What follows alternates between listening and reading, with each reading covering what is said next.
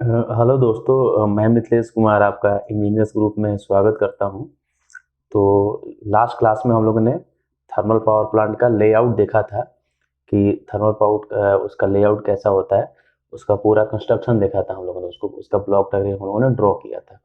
आज हम लोग मैंने पहले ही आपको बोला था कि इस सब्जेक्ट में मैं आपको बिल्कुल जीरो से लेकर चलूँगा और एक-एक चीज़ों के बारे में आपको बताऊँगा, ठीक है? तो आज उसके जो कंपोनेंट्स हैं ऑलरेडी उसके बारे में हम लोग पढ़ चुके हैं, लेकिन एक बार फिर से मैं आपको उनके बारे में ब्रीफ में थोड़ा-सा मैं बताऊँगा, ठीक है? तो यहाँ पे हम लोग देखें कि ये जो थर्मल पावर प्लांट के कौन-कौन से कंपोनेंट्स हैं, उसके बारे में हम लोग स्टडी करें। ऑलरेडी हम लोग को पता तो है कौन-कौन सा प्रोसेस होता है, लेकिन फिर एक बार फिर से मैं उसको थोड़ा-सा ब्रीफ करता हूँ कि आपके एग्ज़ाम में अगर क्वेश्चन आता है, तो सबसे पहले आप लेआउट डायग्राम ड्रॉ करना, देन इस कंपोनेंट्स के नाम लिख के इनको आप एक्सप्लेन कर देना। तो उससे क्या होगा कि आपके जो मार्क्स हैं बहुत अच्छे मार्क्स आएँगे, ठीक है? और आप अच्छा स्कोर कर सकोगे। तो ये देखो आप, ये कुछ कंपोनेंट्स हैं थर्मल पावर प्लांट के, जिसके बारे में ऑलरेडी हम लोग पढ़ चुके हैं। ये कोल हैंडलिंग प्लांट, दूसरा है पल्वराइजिंग प्लांट, इसके बाद है आपका ड्राफ्ट फैन, इसके बाद है आपका बॉयलर, इसके बाद है टरबाइन, देन है आपका सुपर हीटर, उसके बाद कंडेंसर आता है, ठीक है? इसके बाद आपका है इकोनोमाइजर, ठीक है? और इसके बाद जो है आपका फीड वाटर पंप है, अल्टरनेटर है, चिमनी है एंड कूलिंग टावर है। ऑलरेडी इन सब के बारे में हम लोग डिस्कस कर चुके हैं कि ये क्या चीज़ है और क्यों हम लोग इसको यूज करते हैं, ठीक है? तो हम लोग इसके बारे में देखते हैं एक बार। पहला है आपका कोल हैंडलिंग प्लांट, ठीक है? कोल हैंडलिंग प्लांट है, ठीक है? तो सबको मेरे को पता है कि कोल्ड हैंडलिंग प्लांट में क्या होता है। कोल्ड हैंडलिंग प्लांट आप लोग ध्यान से, बहुत सारा चीज़ ऐसा है इसको आपको समझने की ज़रूरत है, ठीक है? कोल हैंडलिंग प्लांट के अंदर हम लोग क्या करते हैं, कोल को लेके आते हैं, ठीक है? देन हम लोग उसको वहाँ पे स्टोर करते हैं, उसका जो भी प्रोसेस है उसको हम लोग करते हैं, ठीक है? तो इसको देखिए, कोल हैंडलिंग प्लांट में क्या होता है कि हम लोग भाया ट्रेन ट्रेन की मदद से कोल माइन से कोयला हम लोग पावर प्लांट तक लेके आते हैं, ठीक है? इसके बाद हम लोग क्या करते हैं, वहां पे एक वैगन ट्रिपलर होता है, वैगन ट्रिपलर होता है,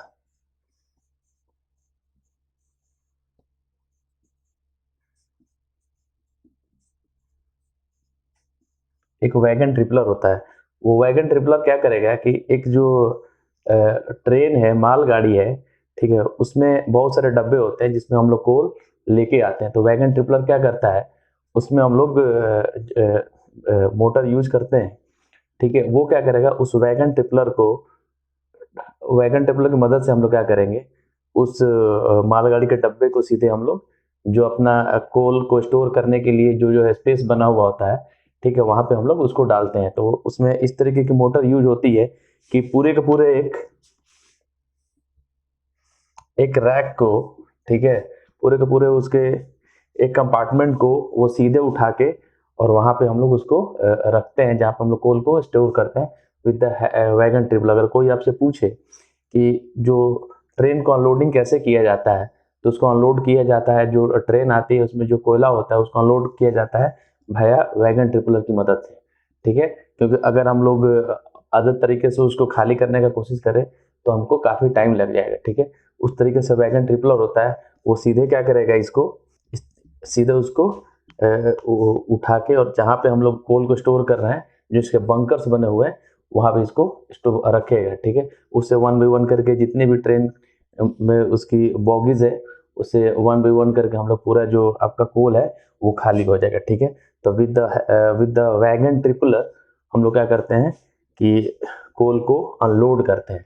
तो ये आपसे कोई पूछ सकता है कि what do mean by wagon tripler, तो आपको ध्यान रखना चाहिए, ऑब्जेक्टिव अगर क्वेश्चन आते हैं तो हम लोग इसको ट्रेन को अनलोड करने के लिए वैगन ट्रिपलर हम लोग पावर प्लांट के अंदर यूज करते हैं, ठीक है? तो देन उसके बाद क्या होता है कि हम लोग उसको जो कोल है, उस कोल को हम लोग रखते हैं, उसका हैंडलिंग करते हैं। स्टार्टिंग में बल्क में मैंने पहले बताया कि जो कोल आता है वो काफ़ी बड़े अमाउंट का होता है, ठीक है? इसके साथ साथ उस कोयले के साथ साथ कुछ स्टोन्स भी होते हैं, पत्थर भी होते हैं, ठीक है? तो कोयला तो हमारे काम का है, बट जो स्टोन्स है, जो पत्थर है, ठीक है, वो हमारा कंबशन प्रोसेस में काम नहीं है। तो हम लोग इस कोल हैंडलिंग प्लांट में हम लोग क्या करते हैं, जो आपके इस तरीके अनयूजुअल स्टोन्स हैं, जो पत्थर, उसको हम लोग क्या करते हैं, छांट के अलग कर लेते हैं और सिर्फ हमारे पास कोयला बच जाता है। तो ये है आपका कोल हैंडलिंग प्लांट। ठीक है, तो ये हो गया। दूसरा है पल्वराइजिंग प्लांट। ठीक है, मैंने पहले ही बताया था कि जब हमारा कोयला आता है, ठीक है, तो उसका साइज काफी बड़ा होता है। इस तरीके से जो कोल होता है स्टार्टिंग में इस तरीके से ब्लॉक्स में होता है, उसका साइज काफी बिग होता है। ठीक है, और इस तरीके के कोयले को हम लोग डायरेक्टली फर्नेस के अंदर हम लोग यूज नहीं करते हैं। ठीक है, बड़े अगर बड़े साइज का कोल है, इसका ड्रॉबैक एक और है, ये पूरी तरीके से जलेगा नहीं, ये पूरी तरीके से जलेगा नहीं। ठीक है, जब पूरी तरीके से जलेगा नहीं तो ओवरऑल जो मेरी एफिशिएंसी है वो क्या हो जाएगी, वो डिक्रीज हो जाएगी। ओवरऑल जो मेरी एफिशिएंसी है वो डिक्रीज हो जाएगी। तो हम लोग क्या करते हैं पल्वराइजिंग प्लांट में, इसका डिफिनेशन देखिए, in modern thermal power plant coal is in modern thermal power plant coal is pulverized, ground to dust like size and carried to the furnace in a steam of hot air। ठीक है, देखिए इसको समझने का कोशिश कीजिएगा, बिल्कुल मजेदार चीज है ये, और आपके एग्जाम में पूछता है और आपके नॉलेज के लिए भी बहुत बड़ा है। तो हम लोग क्या करते हैं, इस जो बड़ा जो कोल का साइज होता है उसको हम लोग क्या करते हैं, बिल्कुल क्रश कर देते हैं और उसका साइज बिल्कुल डस्ट लाइक पाउडर जैसा हो जाता है। ठीक है, इस तरीके से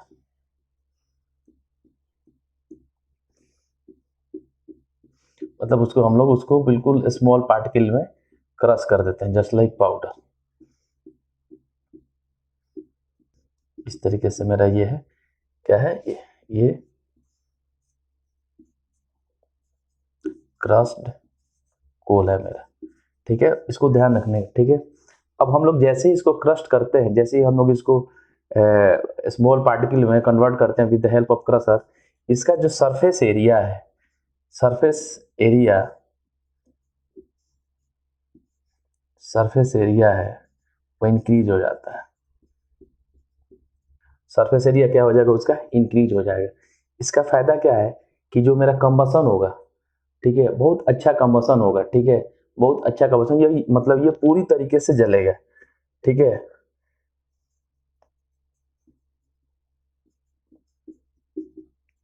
इसका कंबसन कंप्लीटली कंबसन होगा,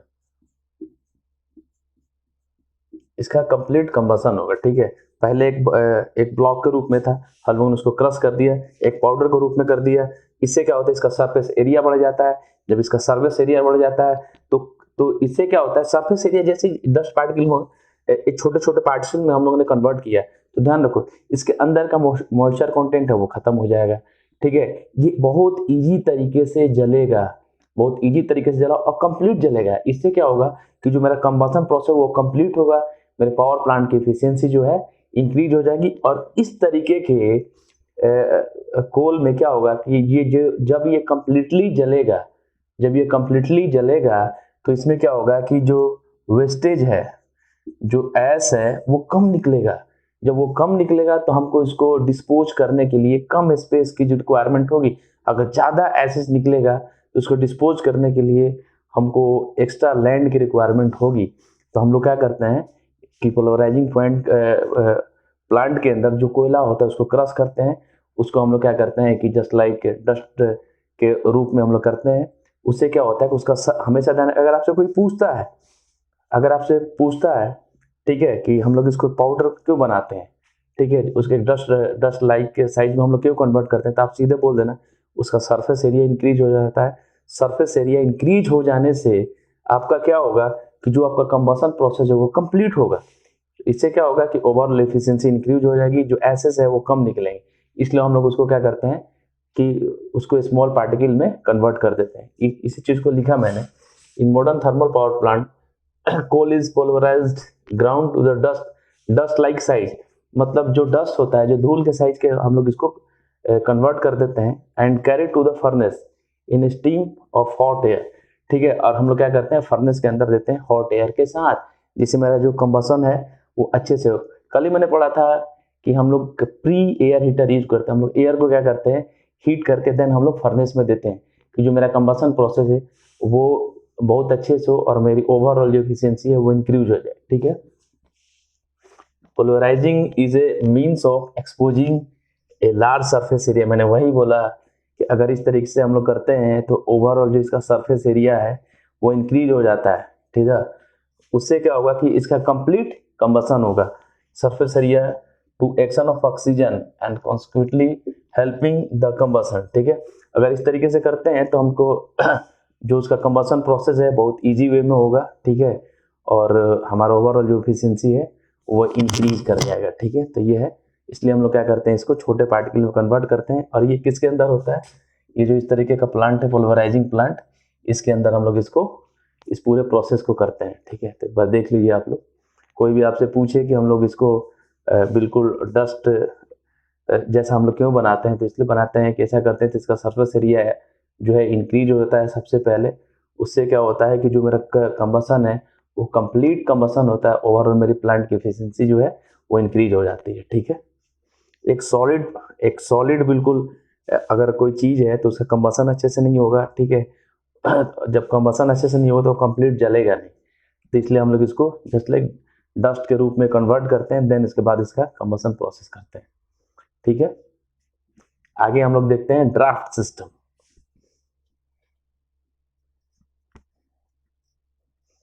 ये भी बहुत इंपॉर्टेंट है,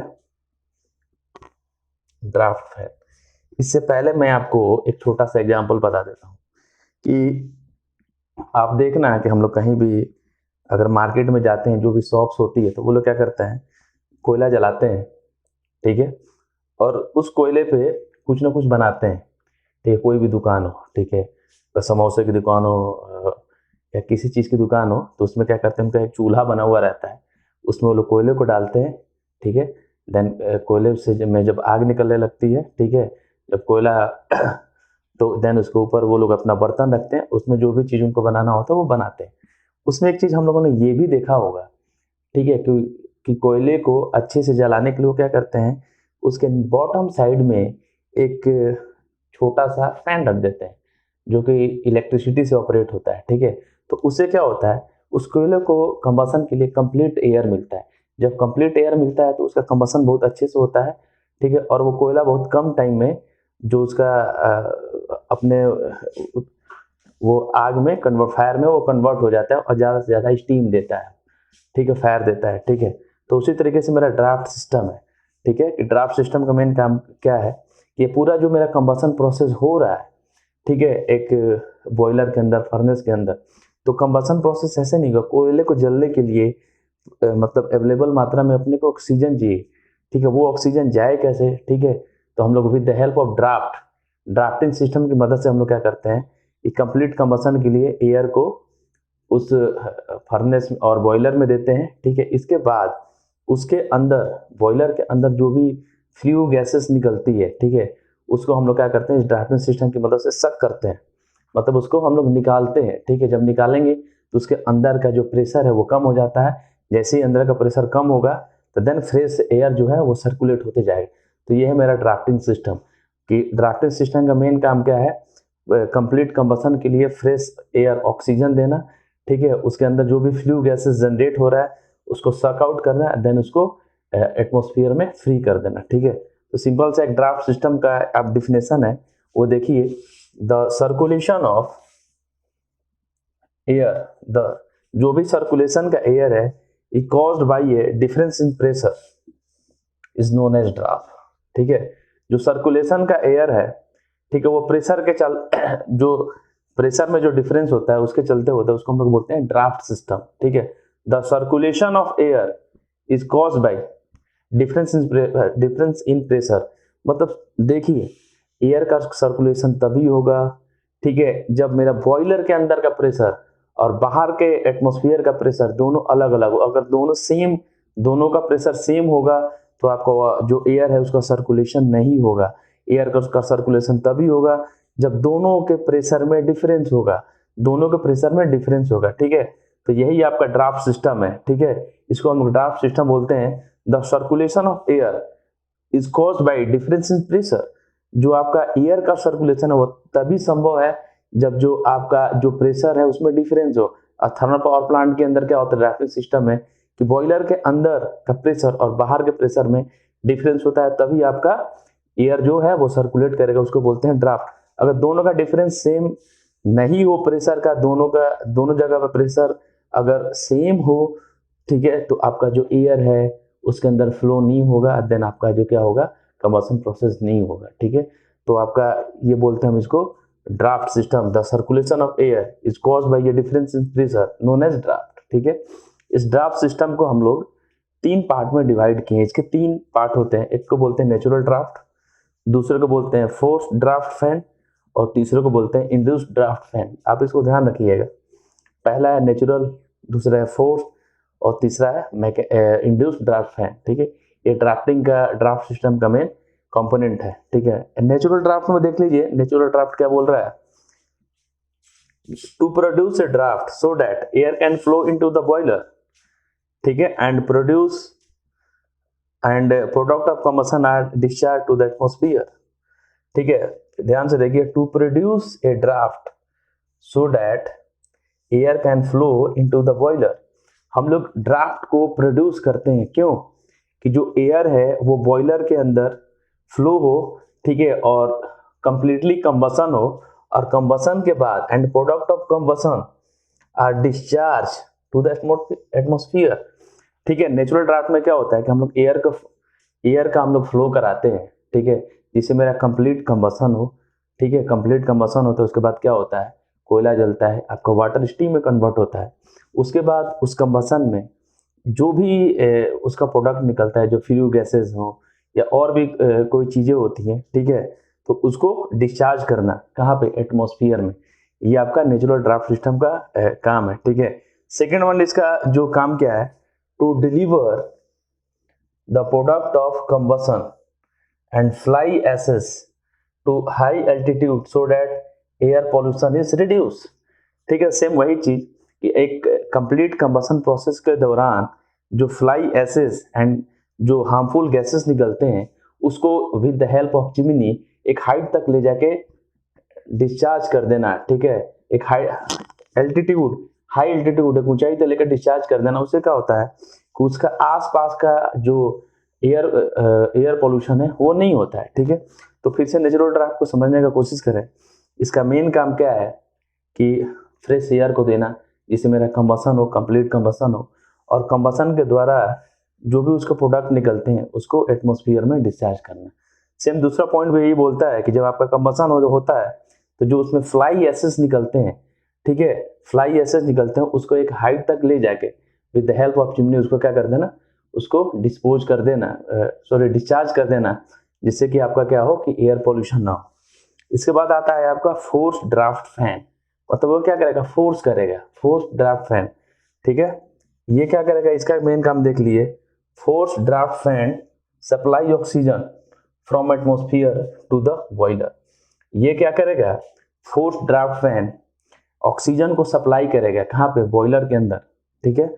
force draft fan supply oxygen, atmosphere से ऑक्सीजन लेके बॉयलर के अंदर सप्लाई करेगा, फ्रेश ऑक्सीजन, क्योंकि हमको पता है कि किसी भी कंप्लीट कंबशन के लिए ऑक्सीजन का होना बहुत जरूरी है। अगर जहाँ पे ऑक्सीजन नहीं होगा वहाँ पे मेरा क्या है, कंबशन प्रोसेस नहीं होगा। तो देन इसका मेन काम क्या है कि बाहर से ऑक्सीजन के लेके इस बॉयलर को अंदर देना, जाके मेरा जो कंबशन प्रोसेस है वो कंप्लीट हो, ठीक है। Force draft fan supply oxygen from atmosphere to the boiler for proper combustion of coal, ठीक है। ये तो इसका डिफिनेशन हो गया, ये बाहर के एटमॉस्फेयर से फ्रेश ऑक्सीजन को अंदर देगा बॉयलर के अंदर कंप्लीट कंबशन प्रोसेस के लिए, ठीक है। इसके बाद इंड्यूस्ड ड्राफ्ट फैन देखें हम लोग। Induced draft fan used to collect flue gases and send to the atmosphere.